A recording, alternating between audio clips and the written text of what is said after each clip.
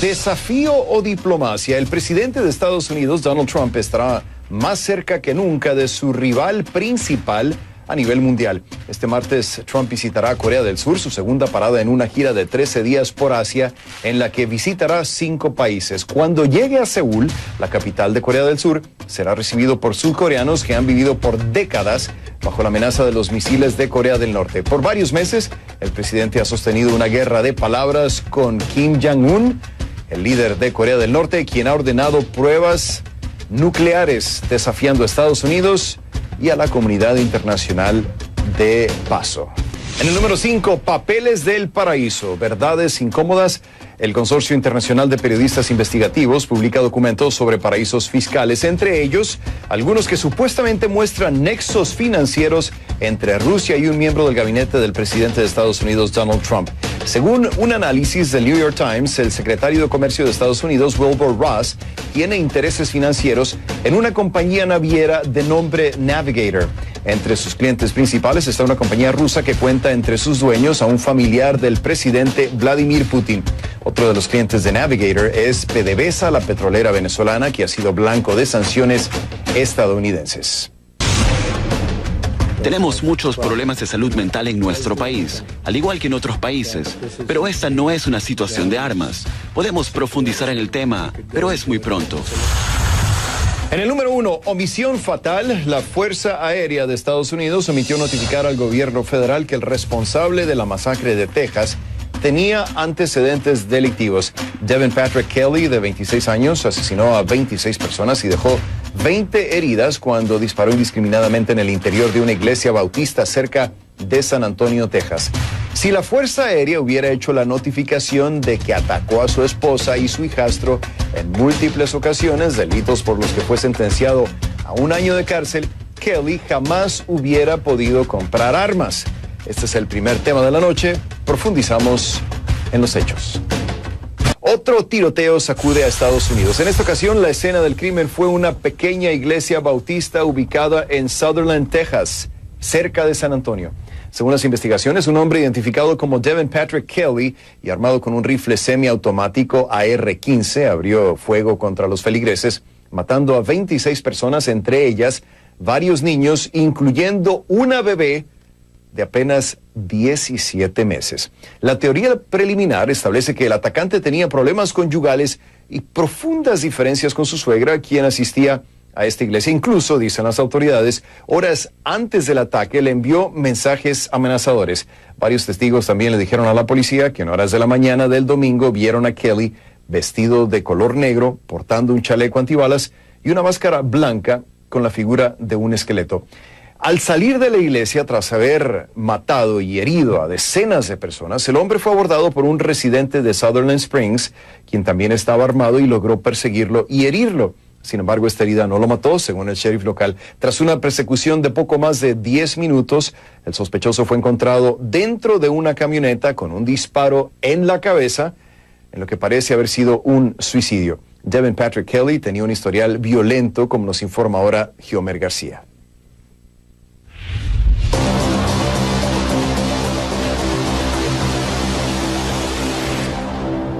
Devin Patrick Kelly, el atacante de la iglesia en Texas, fue alguna vez miembro de la Fuerza Aérea de los Estados Unidos.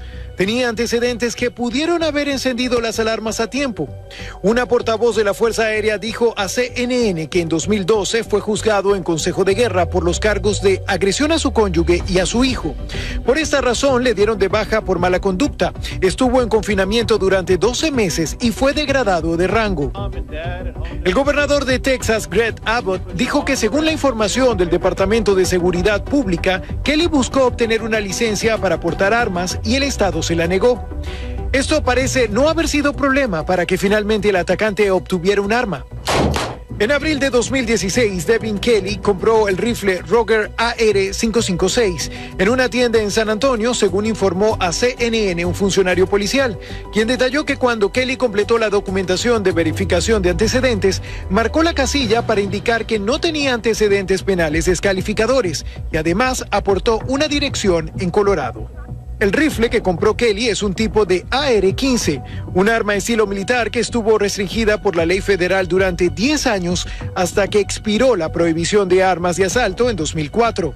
Sin embargo, algunos estados como Nueva York y California aún imponen restricciones similares. En febrero, la Cámara de Representantes, liderada por los republicanos, derogó un reglamento instaurado por el gobierno de Barack Obama que requería a la Administración del Seguro Social revelar al Sistema Nacional de Verificación de Antecedentes Penales información sobre personas que estuvieran recibiendo beneficios por causa de trastornos mentales. La regla buscaba limitar la capacidad de las personas con enfermedades mentales para comprar armas. La Asociación Nacional del Rifle y otros opositores criticaron duramente la medida, asegurando que tenía un alcance demasiado amplio y que no brindaba la oportunidad del debido proceso de defensa. Lo cierto es que las masacres continúan ocurriendo en los Estados Unidos, mientras el Congreso aún no aprueba una ley sobre el control de armas en el país. Gio García, CNN, Atlanta. Gracias a Giomer García por el reporte. Desafortunadamente, estos ataques ocurren con demasiada frecuencia en Estados Unidos.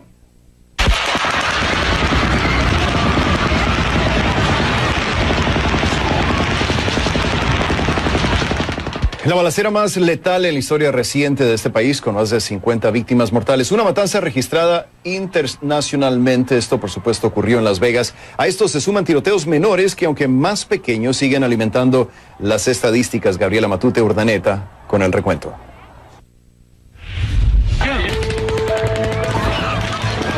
En 11 meses, episodios como estos han ocurrido 307 veces en Estados Unidos, un promedio de 7 por semana.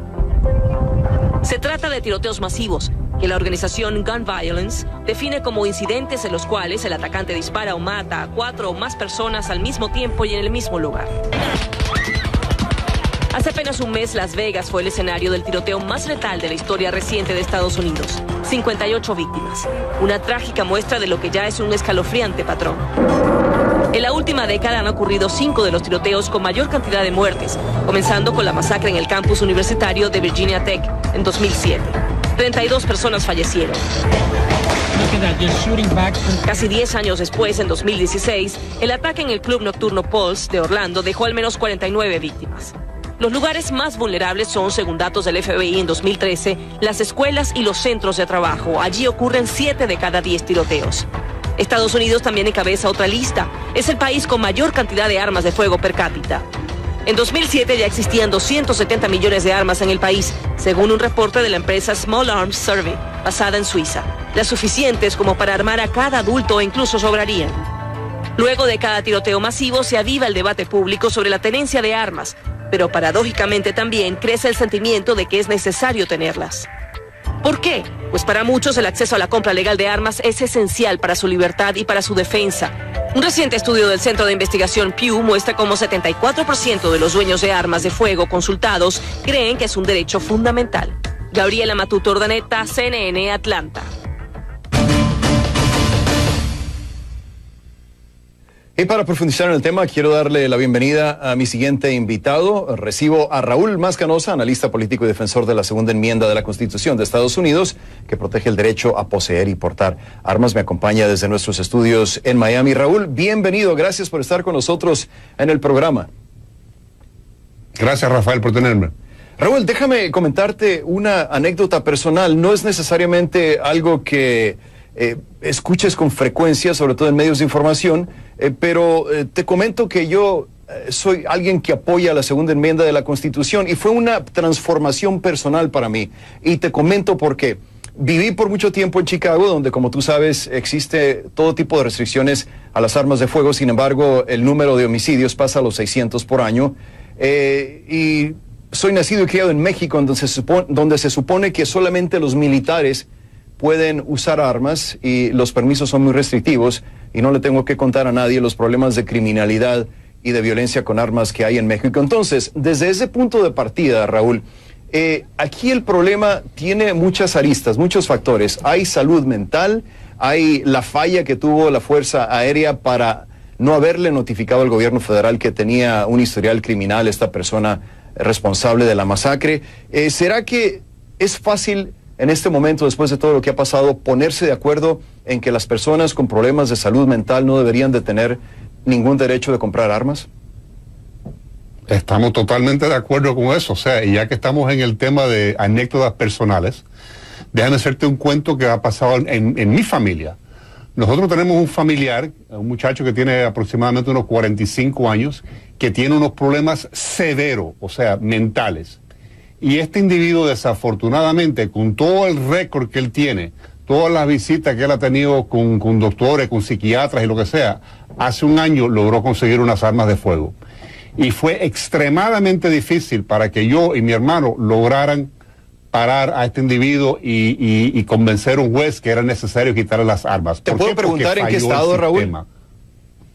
Aquí en el estado de la Florida. Sí, digo, no quiero hablar de información confidencial, pero sí me interesa el estado. No, o sea, pero es algo personal, o sea, es que nosotros lo hemos vivido. Sí. Te menciono esto porque, mira, ningún sistema es perfecto, ¿no? Entonces, existen procedimientos para asegurarnos que un individuo que va a comprar una arma en una armería no, o sea, tiene que pasar por el famoso background check que se hace instantáneamente hoy día a través de una base de datos que mantiene el gobierno federal, y ahí se trata de ver si el individuo tiene antecedentes criminales o antecedentes de algún tipo de problema mental.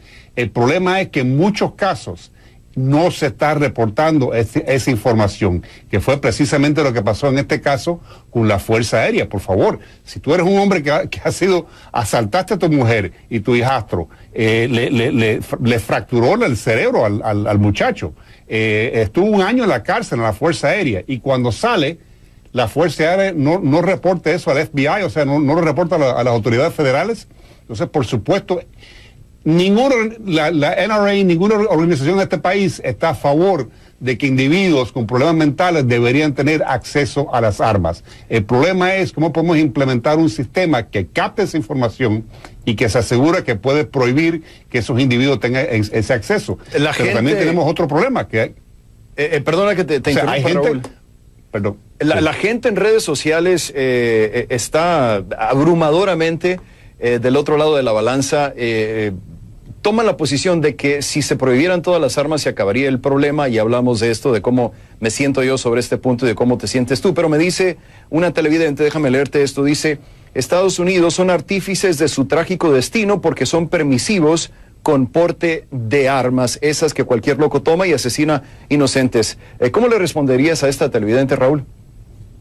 Mira, francamente, si el día número uno, como bien hiciste en el reporte, mencionaste en el reporte, tenemos en este país aproximadamente 300 millones de armas en circulación, armas legítimas que están en las manos del pueblo. Sería casi imposible confiscar todas esas armas o prohibir todas esas armas de un día para el otro. La arma que este individuo utilizó, el AR-15, hoy día es la arma más popular en los Estados Unidos. Existen millones y millones y millones en circulación. Aparte, una gran diferencia con el resto del mundo. En los Estados Unidos, el derecho de portar armas es un derecho constitucional garantizado por nuestra Constitución, y incluso en los últimos 10 años, que fue reafirmado por la Corte Suprema de los Estados Unidos. Así que definitivamente los Estados Unidos es diferente. Yo no creo que es posible confiscar las armas, prohibir las armas. Este es un país en el cual las armas es parte de la naturaleza del norteamericano, pues. Pero sí tenemos que buscar la manera de asegurarnos que individuos que tienen problemas mentales, que tienen récords criminales, no tienen acceso a instrumentos de fuego. Y ahí está el meollo del asunto, ¿no? Y a veces, Raúl, para nuestra audiencia internacional es difícil entender la historia constitucional del derecho a portar armas en Estados Unidos, que tiene que ver no solamente con cómo empezó el país, sino también con el derecho que tiene una persona no solamente de defenderse, sino también ostentar el poder. Me pregunto, por ejemplo, a veces qué pasaría en algunos países que tienen gobiernos totalitarios si la gente de principio hubiera tenido el derecho a portar armas. Y te comentaba al principio la situación que se vivía en Chicago.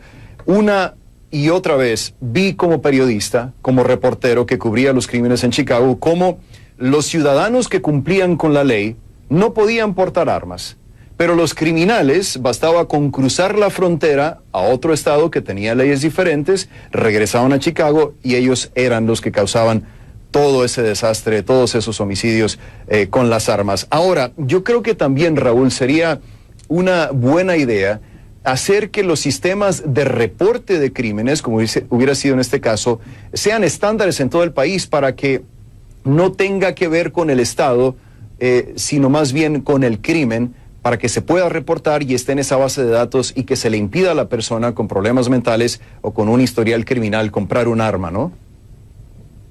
Sí, mira, incluso yo creo que el presidente Obama, cuando estuvo en el poder, trató incluso de hacer exactamente eso, de establecer cierto régimen para que todo el mundo tuviera que reportar actos criminales.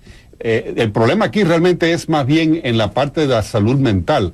Hay muchos doctores que no están dispuestos de desglosar la información de un paciente que están tratando, dicen que no, que eso es privado, que esa información no se puede desglosar, y desafortunadamente en algunos casos esos individuos, como vimos hace varios años en Virginia, un muchacho que asesinó un montón de sus estudiantes en la Universidad de Virginia Tech, tenía un largo historial de problemas mentales con psiquiatras que no se habían reportado. Lo mismo, el asesinato en Sandy Hook de las criaturas esas, los niños. Sí, muy lamentable. Ese muchacho tenía problemas serios, Rafael, desde unos 3 o 4 años. Y mira, y desafortunadamente lo que ha pasado en este país también es que ya nosotros no tenemos dónde poner estos individuos. O sea, antes habían hospitales, instituciones, donde la gente que tenía ese tipo de problemas pudieran ir a esos, mejor dicho, un juez lo ordenaba, pues, y estaban por el resto de su vida en esos lugares. Hoy día eso ya casi no existe en nuestra sociedad. Entonces, ¿qué pasa? Tenemos una cantidad de individuos que francamente no deberían estar caminando conjuntamente con el resto de la sociedad, pero desafortunadamente están en nuestros colegios, están en nuestros lugares de trabajar, están en nuestras universidades, y ¿sabe qué? Desafortunadamente, si lo quieren hacer, como hizo un familiar mío que no tenía que haber tenido ningún derecho a las armas, buscó la manera y se consiguió un arma de fuego. Así que uno puede tratar de hacer todo lo que uno puede, o sea, las restricciones, las leyes, hacerlo todo correcto, pero si alguien tiene unas malas intenciones, desafortunadamente no hay ninguna ley en el universo que pueda parar eso. Sí, no hay ninguna ley que le pueda parar, como ya te comentaba, los criminales que tenían acceso a las armas o que simple y sencillamente se las robaban, no hay manera de prohibir que un criminal por sus mañas o por sus delitos pueda conseguir un arma. Entonces es muy difícil este tema de la prohibición. Pero bueno, se nos acaba el tiempo. Raúl, gracias.